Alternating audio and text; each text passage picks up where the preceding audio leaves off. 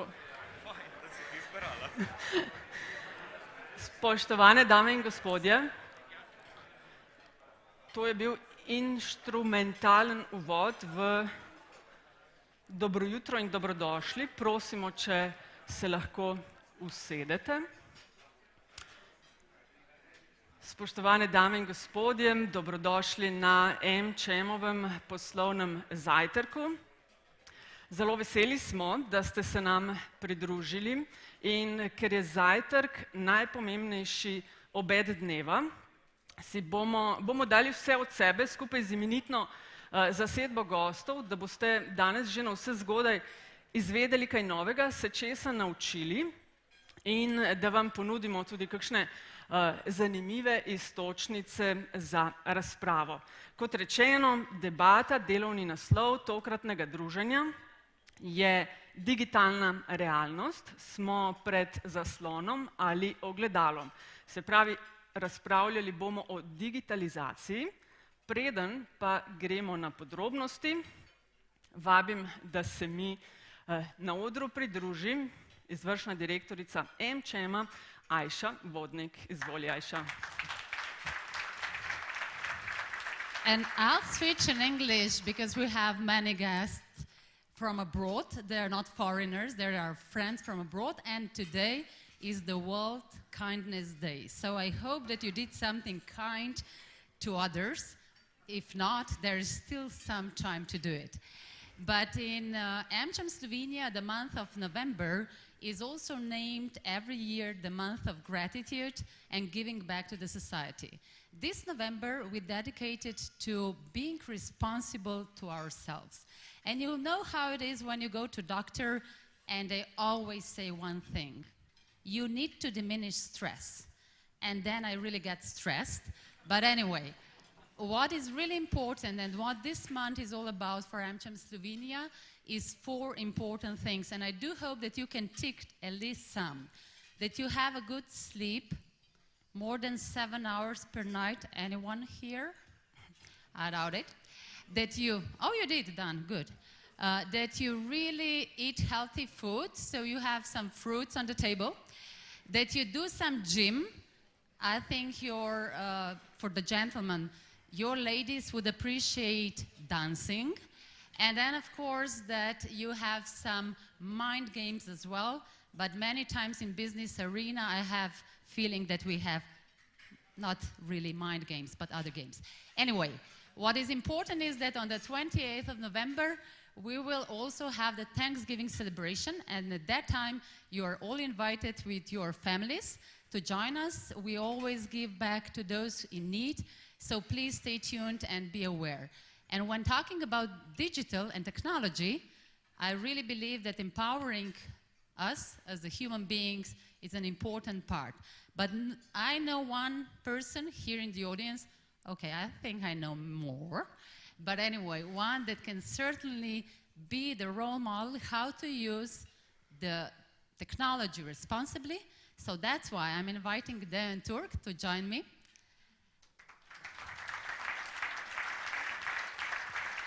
Dan, thank you so much for partnership. So tell us, you are really the one who tests all the technology. You are the forerunner. We all can look at you. So 3 favorites that you have and 3 things that you think are traps of technology. So give us the first-hand advice, please.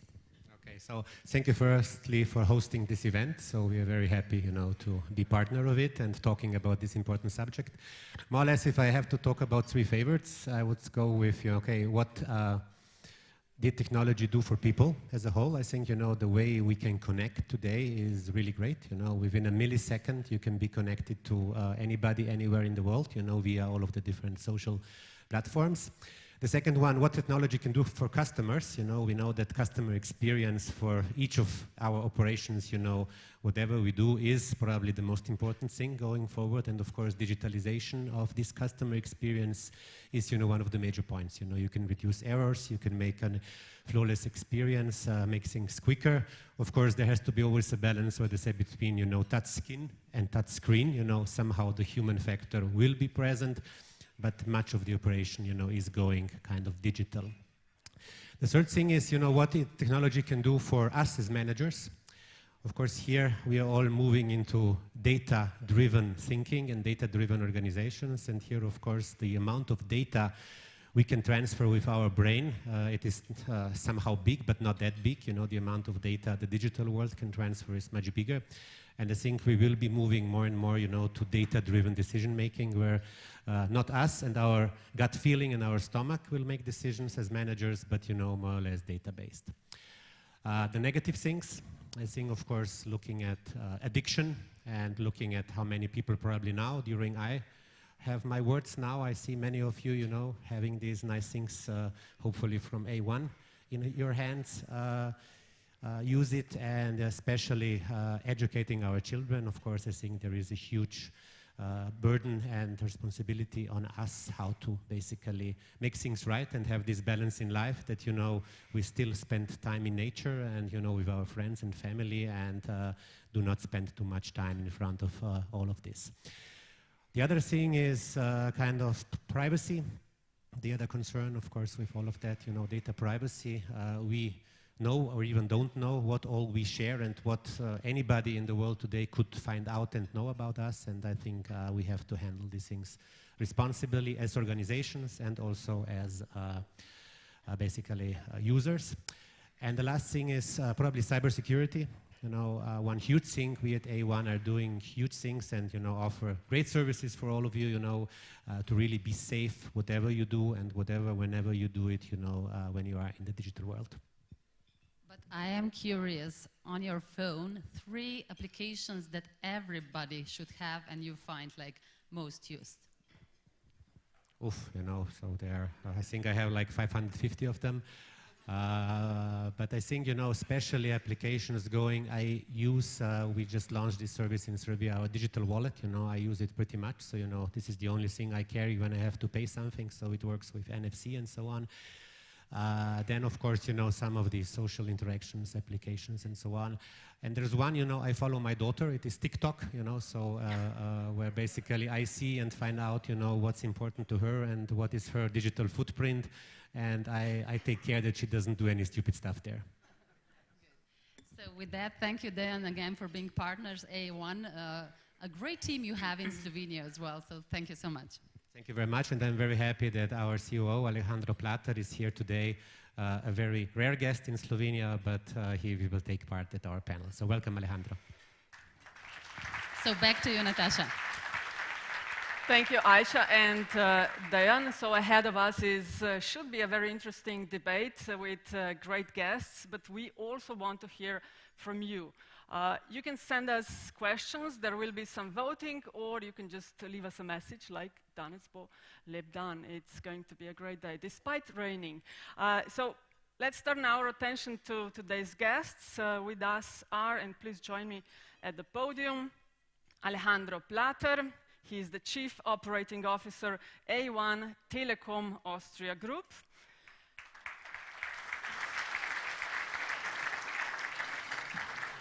Next is Christopher Coombs, Robotics and Innovation at Google.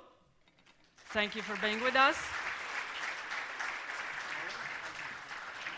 With us is also Sten Tikerpen. He is the advisor on IT law, Ministry of Economic Affairs and Communications of the Republic of Estonia. And last but not least, Dan Podjed. He is anthropologist, researcher, assistant professor, and a research fellow at the Institute of Slovenian Ethnology, a research center of the Slovenian Academy of Sciences and Arts.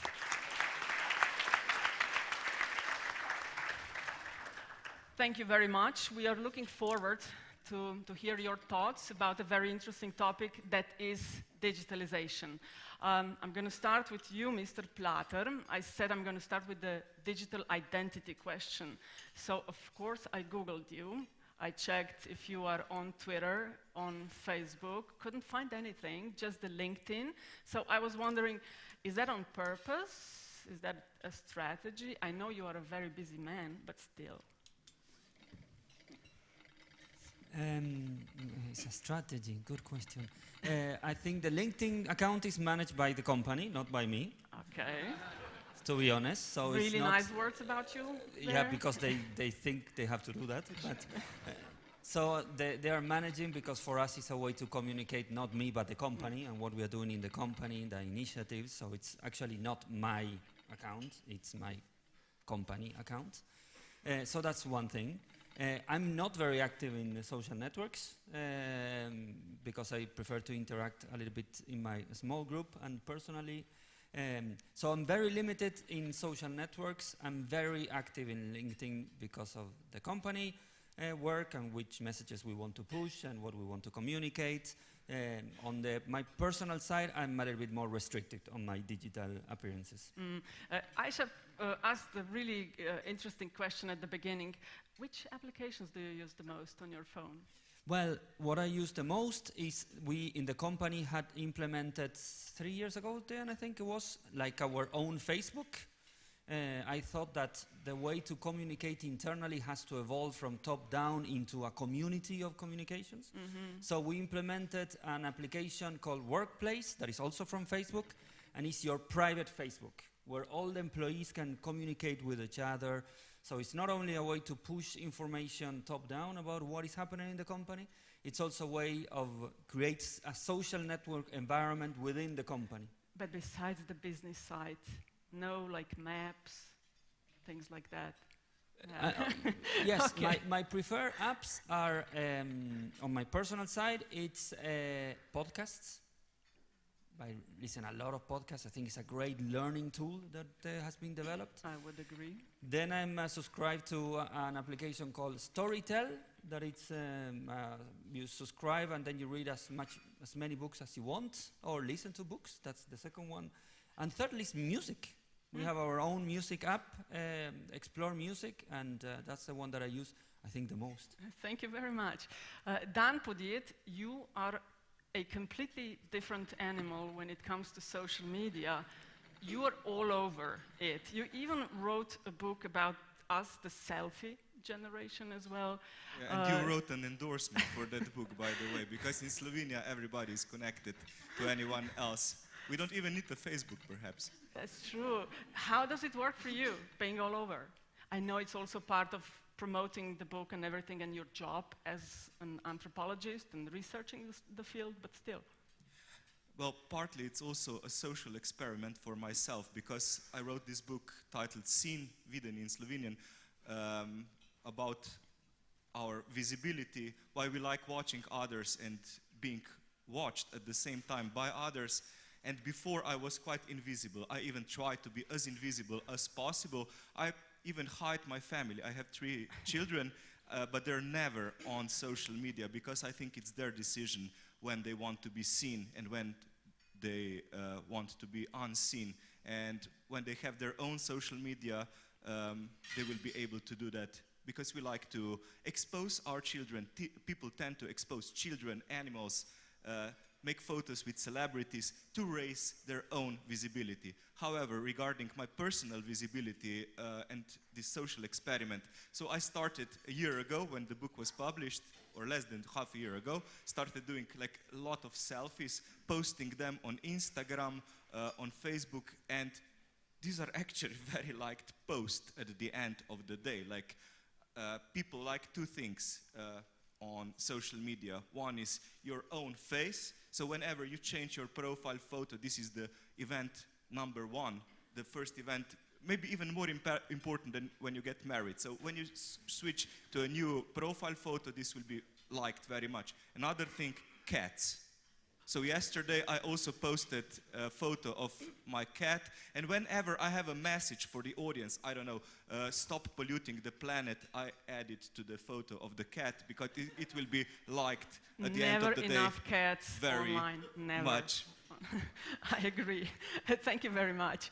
Stenti Kerpe, besides your personal digital identity, every person in Estonia, which is not common for the rest of the world, has a digital identity that the government sort of provides for you. Talk a little bit about that. Yeah, so good morning on my behalf as well. So how that system works in Estonia is basically that each time a person is born in a hospital, welcome new citizen, you're also now a digital citizen. Basically, the moment when you get a personal code, a sort of a social security number, that's the moment when you're able to use all government services, nearly all government services, online. And that's the moment when you're also like digitally born. Could you give us some examples of what works really good for you? Yeah, well, it's pretty obvious that when a baby's born, they can't go and buy cars and do stuff like that. So for the first 18 years, it's of course their parent who does that on their behalf. But as soon as they become of age, they go to work somewhere, they start earning salaries, they have to do taxes, and that's something that Estonians are, I don't want to say proud, but we're very happy to basically have no hassle with taxes at all. Tax declarations take 3 minutes if you're slow. No. That fast? Yeah. Thanks so much. Christopher Coombs, Robotics and Innovation at Google. How often does a person like you check your digital identity online? Do you go check it like on a weekly basis, monthly basis, what it says? It's typically when someone sends me a message, actually. Really? I don't ever go on LinkedIn or Facebook or anything, really. I don't have time, to be honest. Before this event and the event yesterday, I was on LinkedIn all the time because I was getting tons of messages. I was like, why are people looking at me? So I was like, I better make sure that I don't say anything stupid on LinkedIn. But Facebook, I used to do it when I was traveling a lot more. When I was a consultant, I was making friends on Facebook, and every time I would go to a new city, I would say, hey, I'm here, and I'd get a bunch of people to hang out with. But now it's just, I'm so busy, and Facebook is more for, it's weird. My mom uses Facebook more than anybody I know, right? So, I mean, Facebook really doesn't do much for most of the people I know anymore. So, it's just kind of changed. We're all on text messages. It's like we're reverting back. So. Well, I did check you. And good. Do you know what I found on the first page when I Googled Christopher Coombs? Crime section. I bet you found a convict from Florida. East Naples businessman Christopher Coombs, who scammed boaters, collapses at sentencing. Yeah. I saw so that. I would assume it's there are more people. There's a few people with my name. Apparently, they're all criminals except me. I got into the wrong field, I guess. Thank you very much for now. A little information, bits of information for you, dear guests. So you are invited to take part in our debate. I've seen you already send us a couple of questions. I will try to accommodate as many of them as possible. As I said, slido.com, and the password is AmCham BB. We are also having a couple of voting questions, and now maybe is the time before our next segment, which is digitalization, red pill or blue pill, reality versus expectations, to ask the first question, and please, you are invited to take part and to vote. The question is, would you trust a robot to perform a surgery on you? Yes or no? So you have 10 minutes. Think about it. Would you trust a robot to perform a surgery on you? Okay, let us continue, and maybe we'll have time to make some comments about the results. Don't look at them now, don't.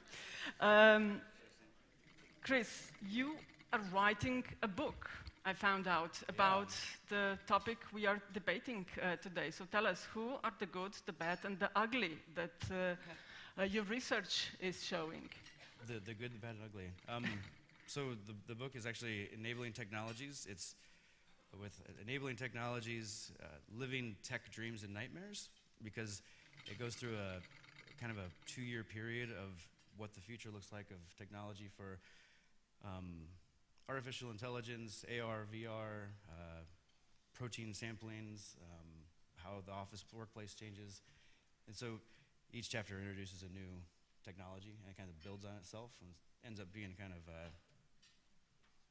I guess a nonfiction at the end, but I guess everything has to be nonfiction because nothing exists yet.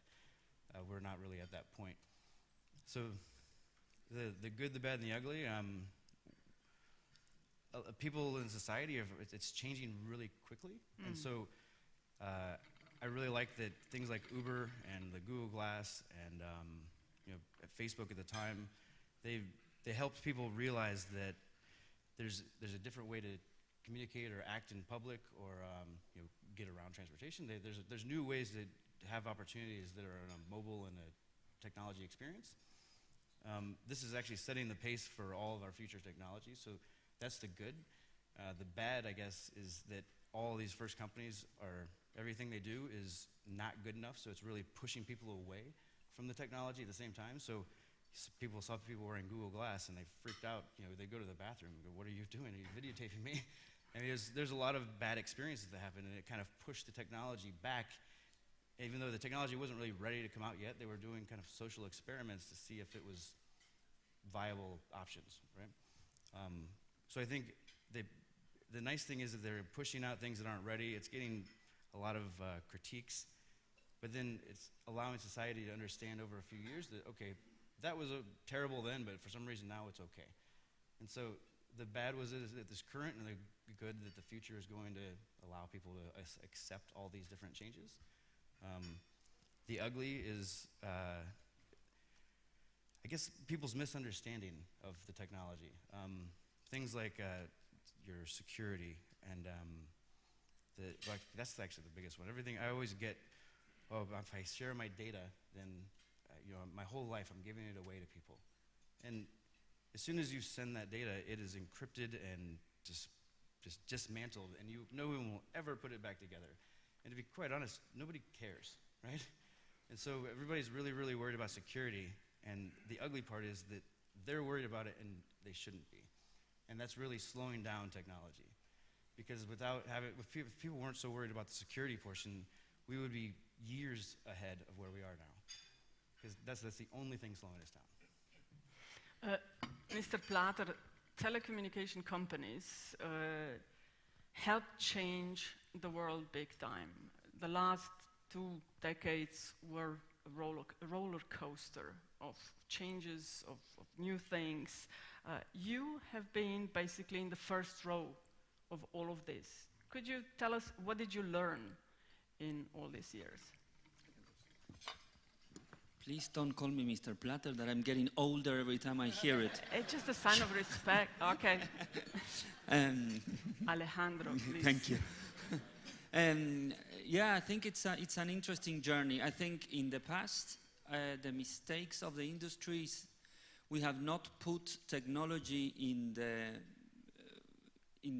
addressing the issues of people, and now we're seeing it with digitalization. In our companies, we have 26,000 employees, and I'm putting more focus in trying to explain to people the impacts internal more than external, because you have to start at home first. Mm-hmm. And when I started this journey and having breakfast with employees and meetings, then you understand that people yet don't grasp the implications in our human behavior of technology. So we are very biased on what we do things, but by the definition of biases, we don't know that we are biased, right? Otherwise, it wouldn't be a bias, right? So, for example, we think that the explanation that we give for what we do is the truth, right? So I say that I'm doing X because of Y. But when you really think about it, you understand that you say X, but you didn't mean X, right? So we say this all the time, right? When we start, there is a case, I don't know if you know, some of you have been in the US probably. Well, it's not allowed to drink in public in the US. So what do? You put your beer in a paper bag. Yes. Right? So I know that I'm drinking. I use the paper bag. The policeman that is passing by me knows that I'm drinking. So everybody knows that I'm drinking. But I'm giving you, the policeman, the excuse not to look at me, right? Because I'm not drinking, but I'm drinking. So everybody knows that I'm drinking, but nobody wants to know that I'm drinking, right? So it's very complex from a human behavior standpoint. When you move into our behavior in companies, it's the same. Now, when you're interacting with software, software is unbiased. We can discuss that if it's more complex yeah. than that, but let's assume that it's unbiased at the beginning, right? So the software will not understand that you are drinking, but you want to pretend that you are not drinking, even though the person that you are pretending to knows that you're drinking. You know, it's very complex for software, right, to understand. So, and when we go into these details within companies, we understand how far away we are from what we think that we truly are and what we are. And the more we interact with software, the software doesn't understand these things. You know, you say, I want A, and I'm assuming that you want A. Not that you say A, but you want a B.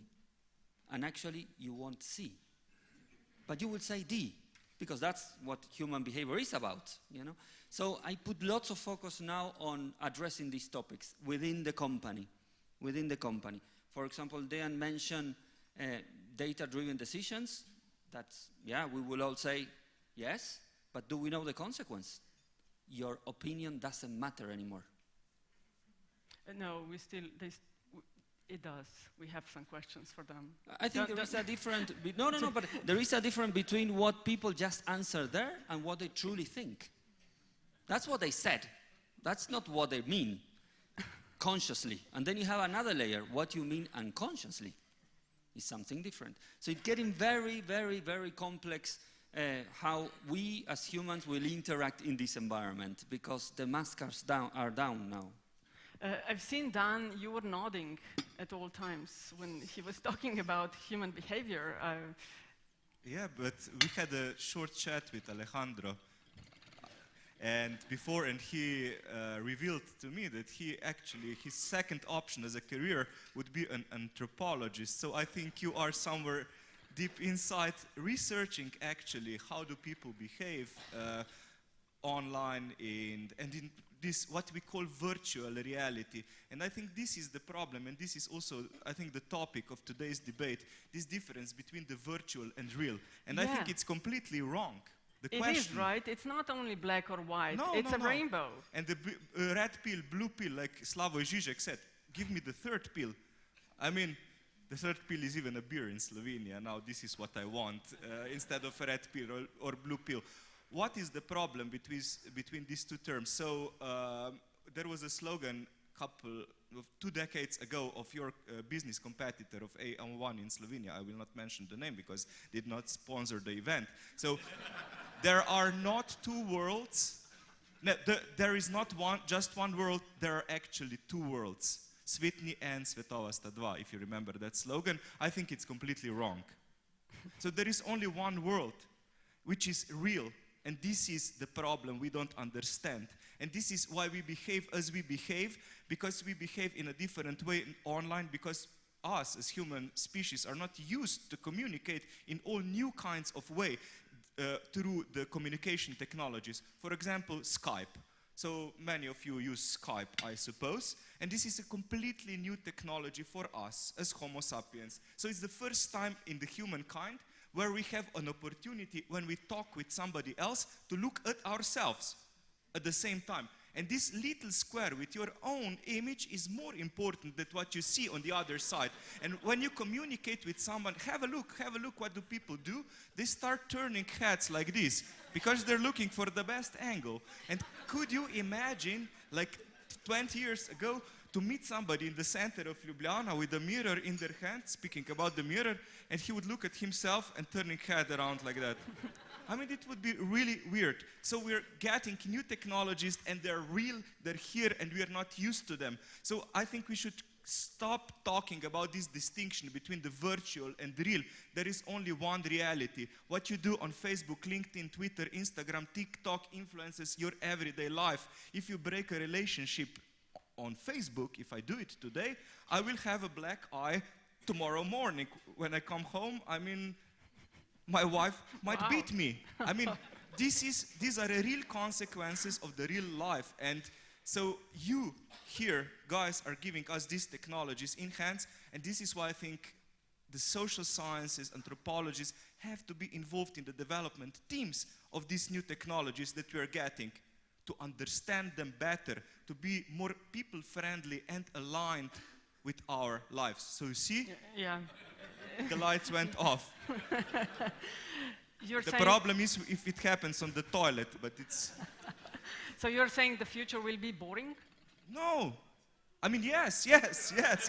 I sincerely hope the future will be boring. I mean, this is my biggest wish. So I don't want any technologies that bother our life. So this is another issue. Again, message for you. So we, the people, regular people, not the IT engineers, we don't want more buzzing and beeping. We want the calm technology principle. So technologies that reside in backgrounds of our lives and support them. Like the electricity switch, you know? It's there. If I need it, I put something in and it works. So this is what I want. And then what we get gadgets which have more and more buttons. Like when my mother bought 2 years ago a new TV set, and she invited us all because it was a big thing for her to have a look at this new 3D. You can watch it in 3D. So we had to put 3D glasses on, and then we watched Slavko Bobovnik, our TV narrator, in 3 dimensions. So it was a fascinating experience. True. However, then I said, Mother, this is all great. Can I just switch to another channel? And I wanted to press a button on the remote control. She said, no, don't do it, don't touch it. I said, what's the problem? You will ruin everything. I said, what? I mean, what will I ruin? And then she showed me like this remote control, and it has 50 buttons on the front. And she turned it around, it has 50 buttons on the back side. And we are giving this kind of technologies to people who are afraid of smartphones, for example. I mean, my mother is a bit afraid of smartphones. I have become afraid of new technologies. 2 years ago, I got a new photo camera. It has 16 buttons and a touch screen. And these 4 of the 16 buttons say FN1, FN2, FN3, and FN4. And I'm afraid to use it. So this is why my wife had to buy me a selfie camera, Polaroid camera for selfies. So this is the only one that I use, and my smartphone. So we're getting too much information, and this makes our life even more unbalanced, and I want a boring life. I mean, if we have these smart technologies, let them be smart for themselves. Yesterday, they brought us a new laundry machine, actually the dryer, and when I saw this display, I mean, I just asked my wife, which program should I set it on, in your opinion? Because I will use just one of them. It has 25 programs. I don't want to deal with these things. If they're smart, I should put the laundry in and it should be dry, right? Without even asking And me. the machine should figure out. The machine should figure out, yeah, this would be smart.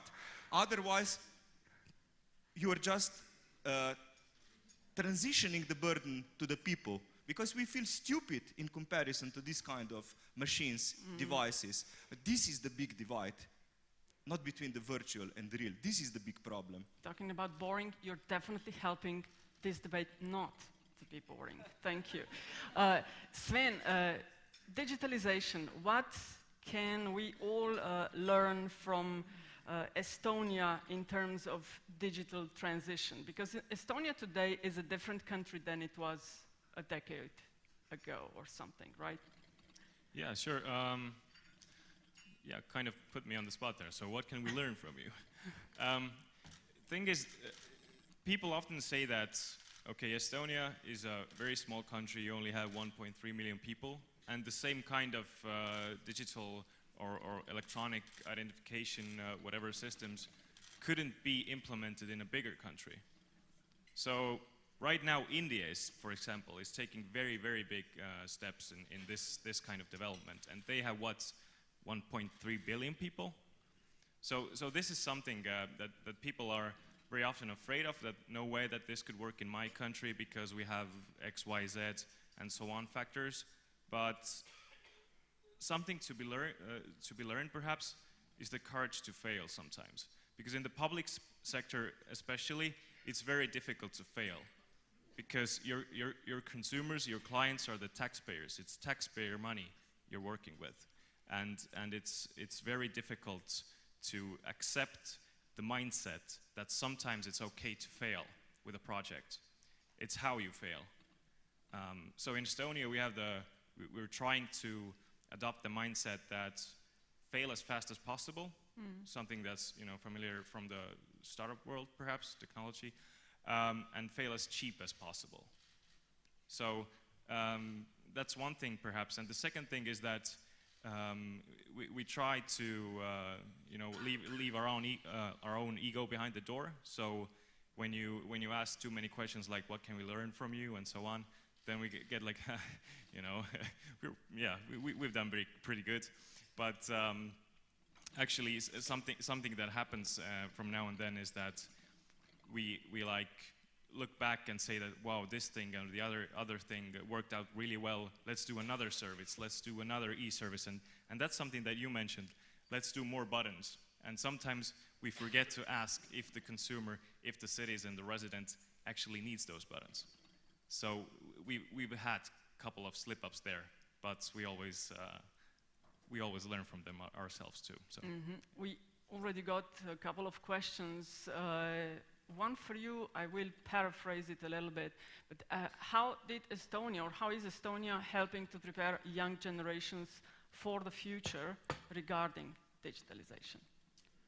Right, so I think education is a very important key here. So not only future generations, but also the generations that are still young, but they didn't get the education that they actually need in this world, that the world is today.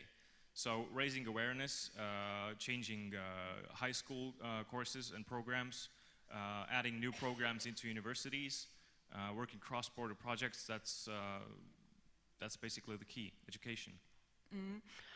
We have one question that has 5 likes, Alejandro, and it's, I would say for you, what steps can and will telcos like A1 take to protect its users from increased data collection by tech giants? Very interesting. I think that Chris is your name, right? He mentioned that is that an issue or not? And I think that debate has to happen first. I think this assumption that sharing data is bad by default, I think we need to have a discussion about it. I think in certain environments, sharing data is very good. For example, if you are a person that has not had cancer, you want all the cancer patients to share their data so the diagnosis for you will get better, right? So it's bad to share that data then? Is it bad for society that people with cancer, they send their data so research can be done on that data? I think it's, there are no simpler topics. This is very complex, and looking for simple solutions is a mistake. So we need to have a dialogue. It's always your choice, but also there has to be a meta discussion on what is good for society. If we share our data in certain parts of our lives, that's very good for society, especially in matters of health, security, behavior. There are different areas where sharing data is very good. That has to be regulated. The problem today is that, especially in the EU, has been badly regulated, because it's regulating people like us not to use your data, but also the Googles and the Facebook, they basically can do whatever you want.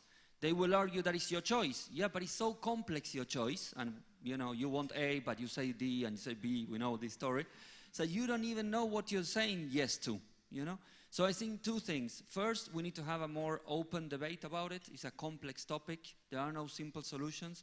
And I think we need to put society also as a whole in the driving seat to decide what data should be shared and what data should not be shared. In Facebook's terms, it is complicated. I think if you have heard the positions of Zuckerberg in the US Congress, it was ridiculous, because they were arguing with the guy ethical and moral questions that we have been discussing for the last 500 years, and you expect this guy to come up with an easy answer. Free speech. Yeah, we have been discussing about free speech for 3,000 years, and we still don't have a good solution.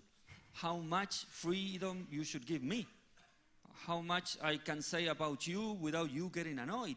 These are topics that we have been discussing for 3,000 years, and we expect a guy from Silicon Valley, 35 years old, to come with a magic solution. Has been Spinoza, Descartes, all the great philosophers discussing about how do we deal with free will? And we don't have an answer yet, but Facebook should come up with a clear answer. Yes, political propaganda in Facebook should be allowed, yes or no? I don't know. I don't know. If a politician lies in an ad, should that be allowed or not? I don't know. Who has the right to say this is a lie or no? It's so difficult to decide, yes, this is a lie or this is not a lie. Who am I to judge that? I'm nobody. Who is Facebook? Nobody. I think that the thing starts by understanding that these topics are complex. We have been debating this for 5,000 years, so nobody will solve it in 5-minute answer in the US Congress. Let us all 200 likes you just got. Let us check what the results of our first question was. Would you trust a robot to perform a surgery on you? 111 voted, and the majority, but not a very clear majority, said yes. Chris, robotics and innovation. What would be your answer? That's pretty fun. My answer would be, at the current time, no. I think the absolute best, funny as heart surgery robots, the best heart surgery robot I've ever seen is about 95% success rate. And that's compared to 100% if the doctor did it. So this is, we need to be making an incision here, and we missed, right? Because the guy moved, right? So the robot fails often. They can't compute fast enough to make any decisions. They can know, if you were in a strap down and cryo sleep, maybe they could do a pretty good job. They'd be at 97%. But at the current moment, they just can't make decisions or compute fast enough to be able to decide, oh, this happened, so I need to do something else. You always have to have a surgeon in the room anyway now. And maybe if you have like a combined version, I think I could do it today. I don't think I would wear out my heart. You might be able to remove a wart or something. I wouldn't do anything that could be life-threatening, to be quite honest. Something that might be able to be repaired quickly, I guess. But at the current moment, no. But maybe if quantum computing comes in, we might be able to make those decisions fast enough. That's going to be quite some time. I'm just for fun. I'm working with these really, really sharp lasers, and they glitch in power every once in a while. And I just couldn't imagine if they're like, we're going to suture you up, and then you get a glitch, and all of a sudden it just punches a hole right through your skin. Like, oh, well, now it's like you got shot by something from Star Wars, right? It's pretty crazy. I just have one. Please. Sorry.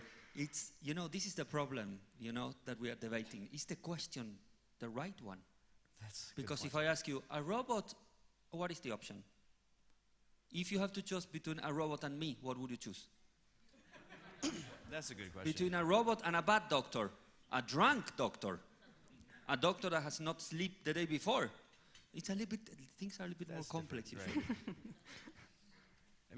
That's fine. That's very true.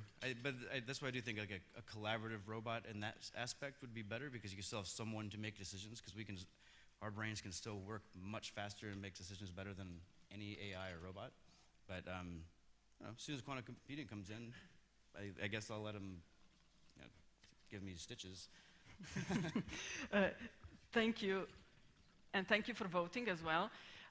Our next segment, we will focus a bit more on the question of some societies become digital while others are just talking about it, and what is the answer to that. So the next question for you to vote is, will we come up with the solution for climate change challenge with artificial intelligence? So will we come up with a solution for climate change challenge with artificial intelligence? We'll find out the results in a couple of minutes. Stan, a question for you.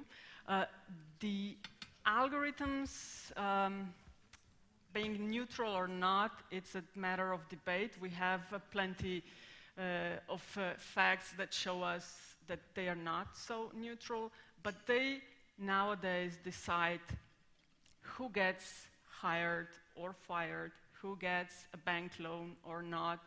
What should here, in your opinion, be the role of the governments? How should they regulate that? Okay, so I first wanted to comment on the paper bag and alcohol example that, that you gave earlier. For a lawyer, it's really simple. Just make paper bags illegal, you know. And unfortunately, that's how sometimes regulation works. So you take something that seems to be the problem and you ban it, and then it becomes evident that that's not the problem, and you ban the next thing, right? So it's kind of the same thing with regulating all kinds of algorithms and things. But I believe that the question or the key factor is transparency here. So it doesn't actually matter if, let's say that a government institution makes some kind of a decision, for example, that you get some kind of a social welfare bonus or some kind of money from the government. And maybe it makes the decision that from January 1st, 2020, you won't get it anymore. So it doesn't matter if the decision was made by a person or by a robot, by an algorithm. It doesn't matter. It has to be transparent if it comes from the public, administration especially, and you have to be able to argue with it. So, and another funny thing with the previous question is that, when we're talking about a robot, if it makes a decision or if it performs surgery, people often, imagine this Star Wars C-3PO guy, golden robot sitting beside you, but that's not how it works nowadays. It's often just a piece of code, or if you, for example, imagine LASIK, the eye correction surgery. If you've seen like videos of how these machines work, this is basically a robot. So yeah. Dan, we were talking about Estonia as a very digitalized society and a country. And since the question is that some societies become more digital than the others, is maybe, and you are the anthropologist, the question here the cultural differences, that maybe some societies are more, I don't know, intro versus extroverted? It's complicated more than that, but is there where the answer lies? Yes, but may I first comment on something else that Alejandro said, that, and I don't agree here with something that he said about Mark Zuckerberg. I will come back to culture, but first about Mark Zuckerberg and his statement that he shouldn't be asked like this kind of things. He's after all one person, 35 years old. He's the ruler of the world, people. He rules the biggest country in the world called Facebook with 2.3 billion people. He should come up with some kind of answer. He's deciding about the future of humanity, about our basic human rights, such as the right for privacy, which is the cornerstone of democracy. And we have been building this house on this cornerstone for 250 years, and it's falling apart. In a decade after Facebook was established, the whole house fell apart as a house of cards. And we are just giving up our right to live a private life in our home, but instead we are bringing in our homes digital technologies such as Alexa and I don't know which other technologies that constantly track us. And I mean, this is the crucial moment in our history to decide whether we want to live private lives or whether we want to be seen. So these are the two main tangents that we have in our lives. Coming back to the culture. Yeah, just one question. Which of you, maybe all of you, cover cameras on your computer personal? Or do you do that? Yeah, well, I did it by mistake because I couldn't switch it on. It has a switch, and again, about the buttons and switches, I was trying to change settings in RecEdit, something in the computer for 2 weeks, and then I realized there is a switch which switches my camera on and off. I'm not thinking about the switch on and off. I'm thinking of the physical barrier putting Mark on Zuckerberg does it. Does any one of you does that? No? Personally, no, but my wife does. So it drives me crazy. I get a new little hub that has this is the weather, and I can see somebody's at the front door, or I can do a meeting on. And every time I have to peel off that stupid tape she puts on top front of it. I'm like, because she's like, I don't want anybody watching me do anything in the house. I'm like, nobody's watching you. Like it's maybe Amazon, but nobody else is watching you, right? I mean, sooner or later, I think it will be illegal to cover your camera and illegal to cover the microphone of your phone. I mean, we are carrying with us tracking devices, my God, constantly. And these are the wet dreams of the secret services of the past, Stasi, UDBA, and so on. I mean, we're recording everything in our lives. We're posting everything from our private lives. On a voluntary basis. Voluntarily, yes. And we're even happy. So 2 days ago, I got from Google a report where I was, like in the last month. I didn't know that I visited these places. I mean, it's good to reconstruct your memory, yes. Yeah. I mean, if you have a hangover, then you can reconstruct where you were yesterday. Exactly, yeah. It can be... Again? Whenever I talk, this happens, sorry. Time's up. Yeah. That's funny. That's on purpose. We said when Don is Who is speaking, switching let's this do off? that. Is it Google, like Yeah, doing this? well, I mean, you just said the right word. It just went right off. It was fine. Okay, Google. Yep. Turn off the lights. No, it didn't work out so well. As long as they can hear us. You were saying... Can I ask a question about the privacy real quick? Okay. From the social expert. So, what if we just said there is no privacy? This is what Mark Zuckerberg said in 2010 in the book, The Facebook Effect. This is exactly what he said. He said, like, there should be only one identity of a person and it should be transparent, right? But the problem, you agree with that? I see. Well, it's hard for me because I don't know how it is in Europe exactly, but in America, it's because people can say anything they want behind a veil of ignorance. They kind of just have been very polar. They will attack somebody because there's no way they will have any repercussions. But if somebody said, "Oh, that person said this," and a bunch of people knew about it, they would go, well, "That wasn't very nice," and the people might not say the thing that they should not say in the first place. And so it's really creating a really big, especially in America, a really, really big divide between people. And it's actually making our society regress, it seems like, because people think they can do whatever they want online. But if there was no privacy and it was kind of open, like they just said it in public here, they would not do that anymore. And it wouldn't hurt people.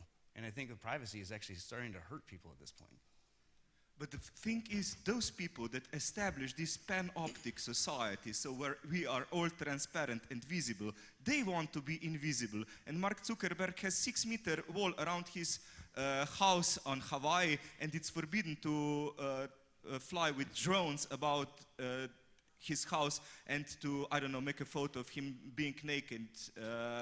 That's pretty much illegal Who for would be everybody. interested in seeing that? And Eric Schmidt also, the Google's director, not anymore, I guess. So he invested, I don't know how many $1 million into protecting his own penthouse, I think 5 million or so, to make it completely private, completely digitally isolated.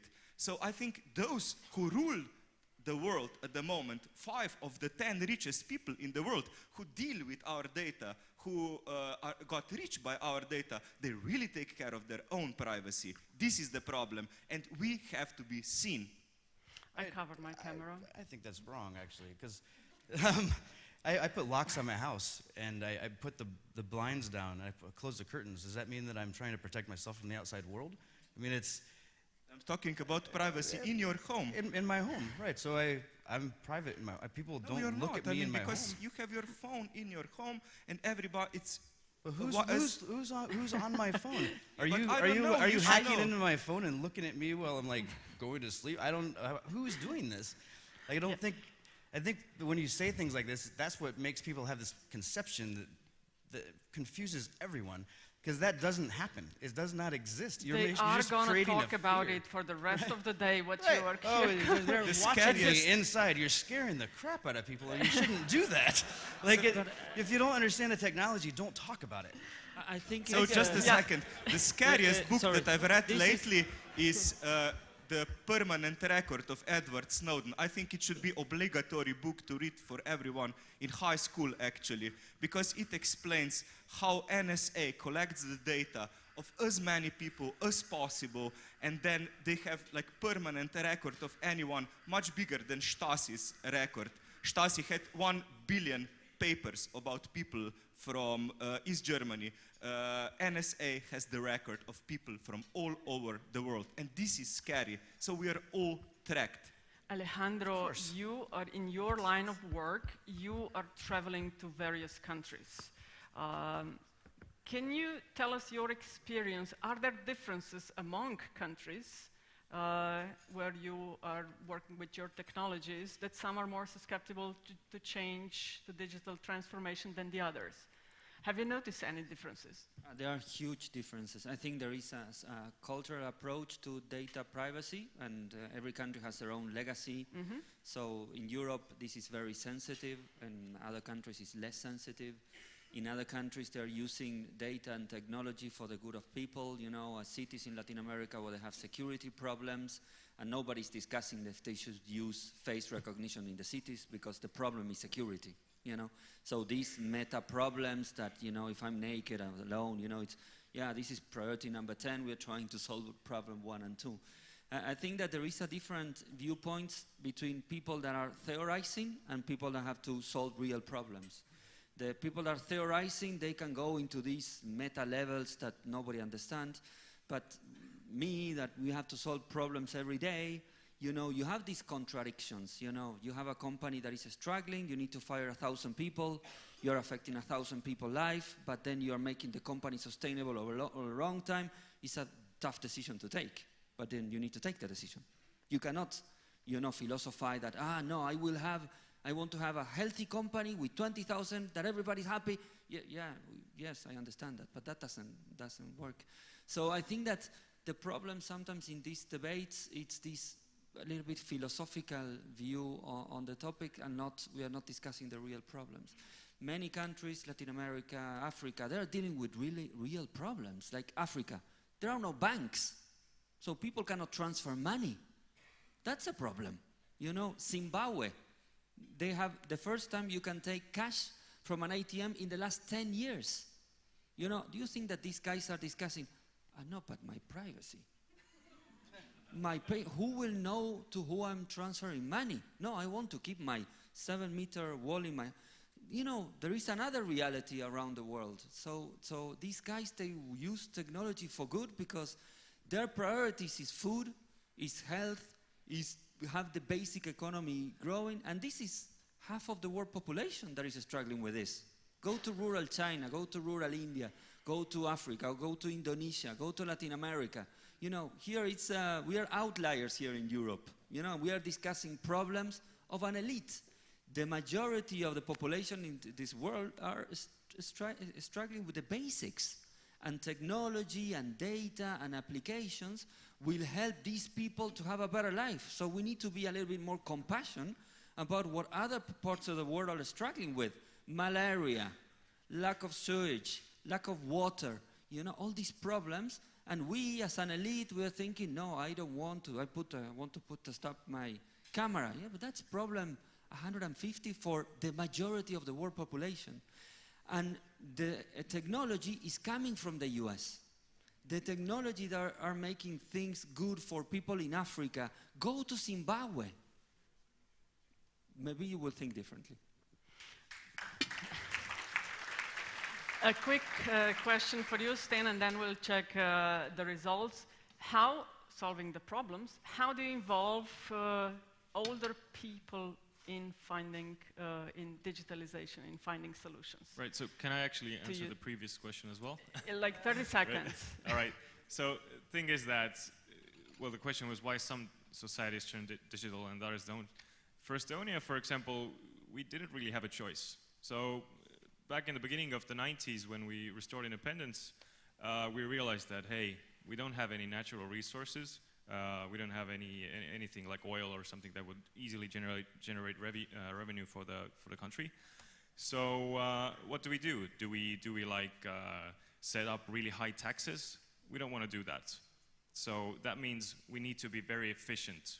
And to get efficient, you need to get smart. And that's why we actually took the route of becoming digital.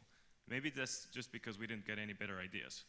But you know, when you're a small country, you don't get any discounts. You still have to have an army, especially in our neighborhood, you know, because Latvia is a very dangerous country. And you need to have a parliament, you need to have social welfare. So that's why we took that route. So the question again, how do you involve older people in Estonia to use technology? Do you offer kind of special courses for them? Yeah, actually we do. And older people, that's actually an interesting term because we started with you know, giving out these digital IDs that people use on a daily basis. I think it was 2002. So that was almost 20 years ago. So those people that we're referring to as older people today, 20 years ago, you know, they weren't so old. And that kind of softened the landing for us. But yes, we do have courses, and we have like retraining programs for, you know, when talking about AI, we have the big fear that, is it going to take away all the jobs? I think you have probably strong feelings about that. Don't start. Right. So yeah, for example, we have retraining programs for you know, those jobs that might get lost in the efficiency process as well. Thank you, and now let's check what the results are for our second question on Slido. Will we come up with the solution for climate change challenge with artificial intelligence?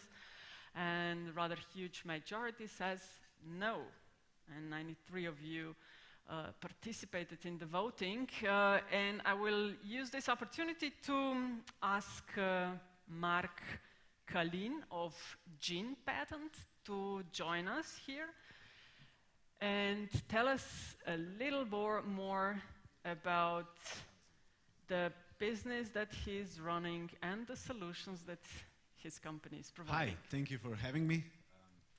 An amazing presentation by all of you guys. So let's give him a warm of applause, please. Very interesting. So today I'm going to talk about a little different topic. We've heard digitalization, a lot of disruptive technologies, a lot of information is being gathered about us, but what about our genes? When you discover what the genes can do for you, you'll be pretty amazed. So I just switched from BTC City to Gene Planet, where I'm head of business development. So Gene Planet is one of the 1,000 fastest growing companies currently in Europe. What we do, we specialize in providing innovative healthcare solutions based on genetic testings. So we give you the insights into your genes, into your body. We also work on 30 markets. What's funny is that we have a team which comprises of 20 nationalities, which is sometimes extremely hectic, but also very fun to work with. Currently, we're working with a lot of major companies, Volkswagen, Allianz, so with insurance companies, B2B companies, laboratories, medical centers. And we're also extremely proud that right now we've been focused mainly on expanding into global markets. So 95% of our business is done internationally, but we've also decided to make a bigger step into the Slovenian market. Okay. So you probably don't know, or we've heard about today that Aisha mentioned mental health. We've heard Alejandro mention cancers, but a lot of these diseases can actually be prevented. So 75% of cardiovascular diseases and 50% of inherited cancer can actually be prevented.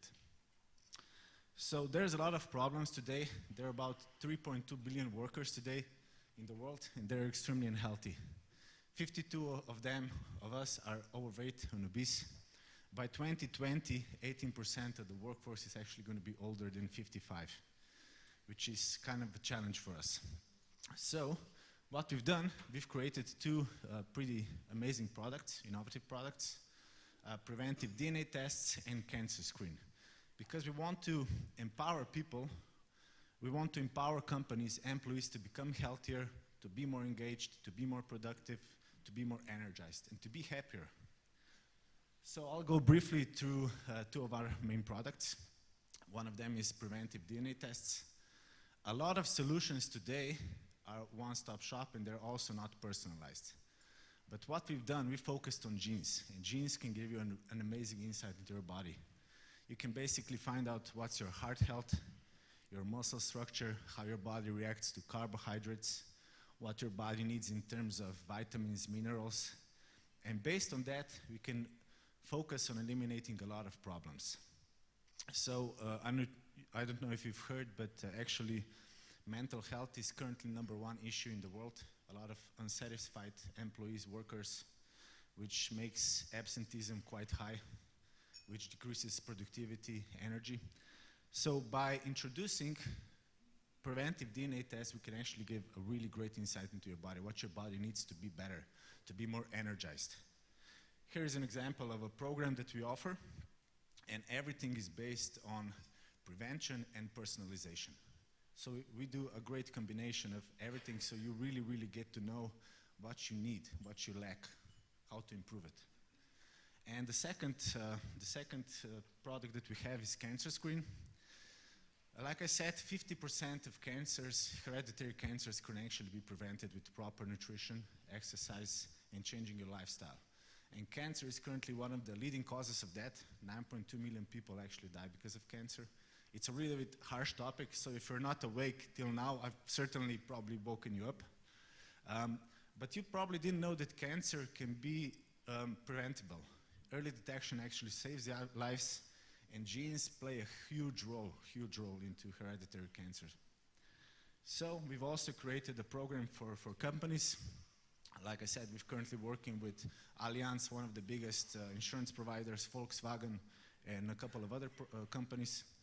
So this is the program behind me. We offer a lot of education, counseling, pre-test counseling, post-test counseling with a professional medical.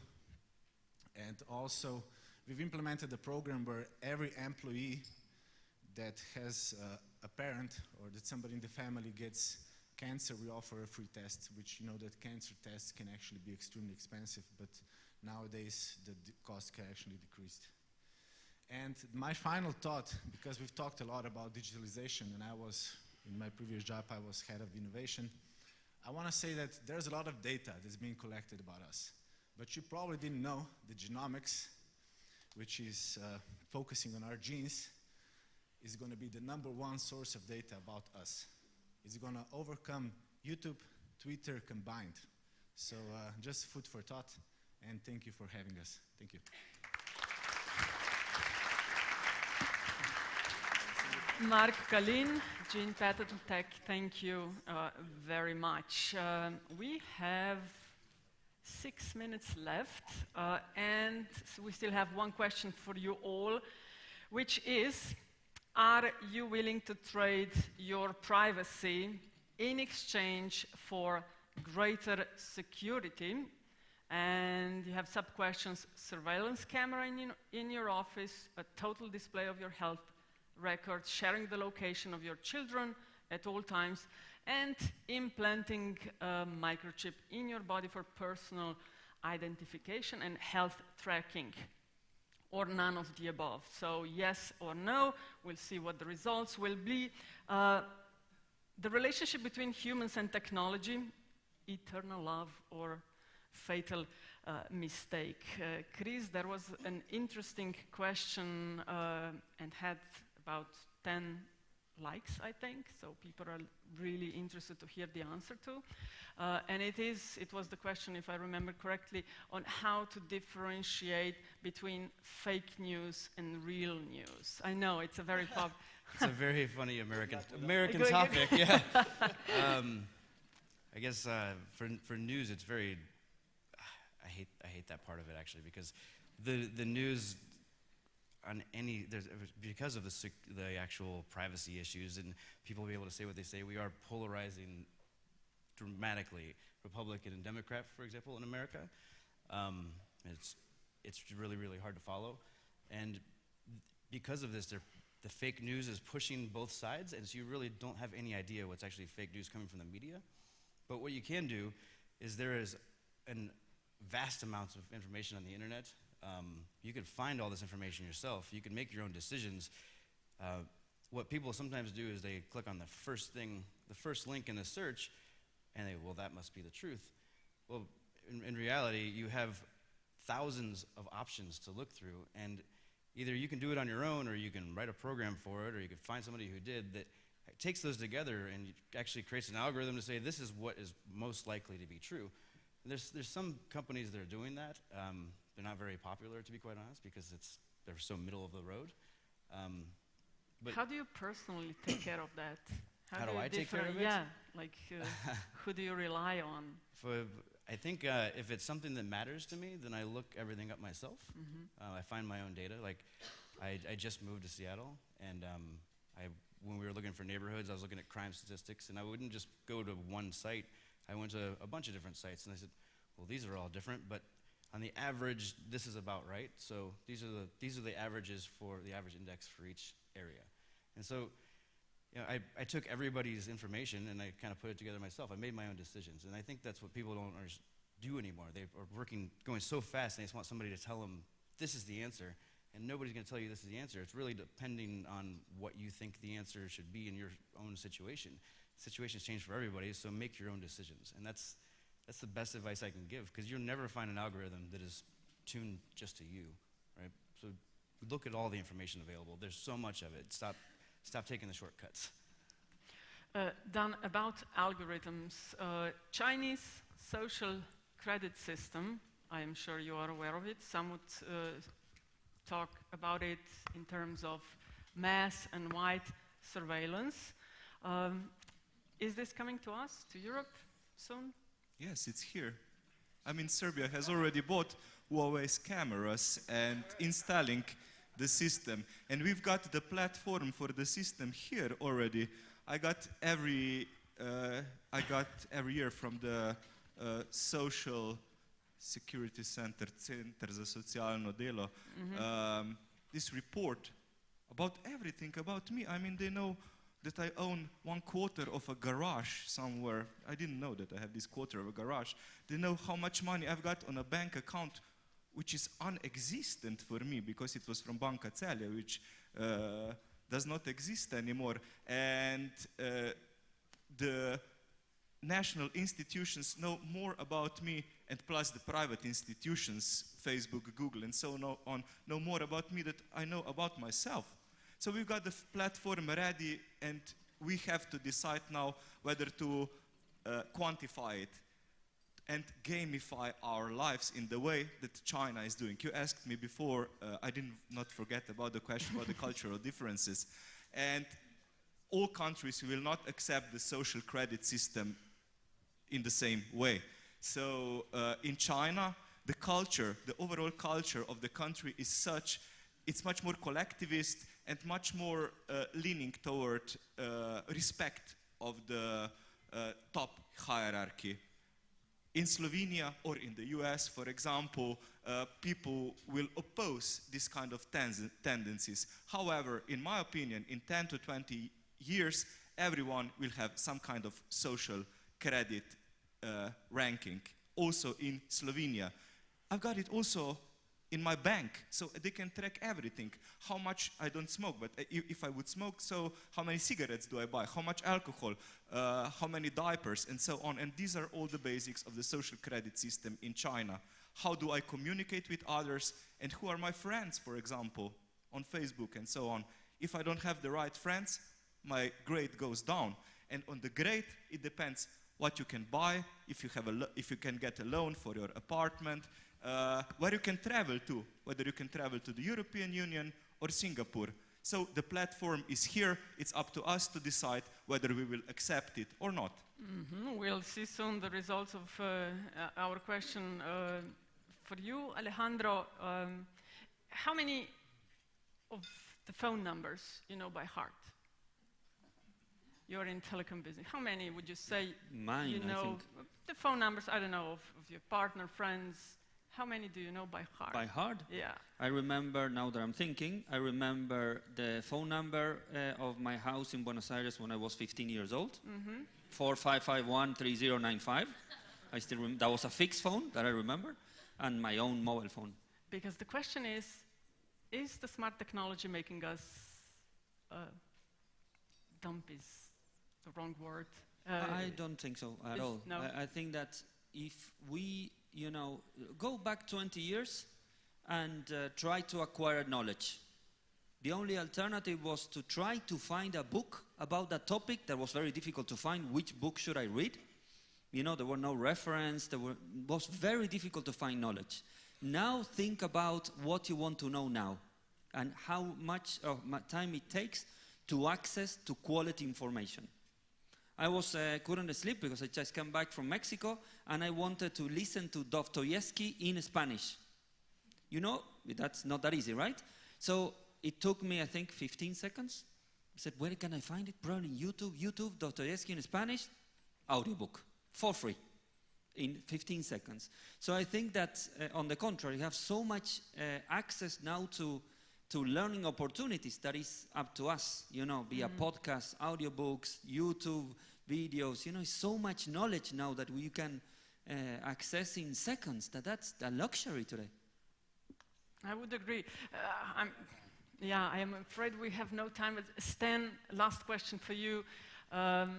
It was also one of the questions of our audience. With all the technological developments, should we worry about the democracy? Oh, wow, that's a simple question. It is, I know. Quite a final question. Yes or no? I mean, yes, we definitely... It's complicated. History has shown that once you stop worrying about democracy and liberal, values and everything, that's the moment when they start getting lost, right? So I think we should be looking into these questions all the time, having these discussions. But at the same time, I really don't think that the Chinese model is coming here. So. Optimistically ending today's debate. Yeah, definitely. Let's check the results for our last question, which was, are you willing to trade your privacy in exchange for greater security? And most of you were quite sure that you are not prepared to either implant a microchip in your body, share the location of your children, total display of your health record, let alone the surveillance camera in your office. Thank you very much for cooperation, for you voting and asking questions. Any one of you, the last words, want to add something? Yeah. If I would change the question and I would ask you, if you share your data, you will avoid cancer. Would you implant a chip?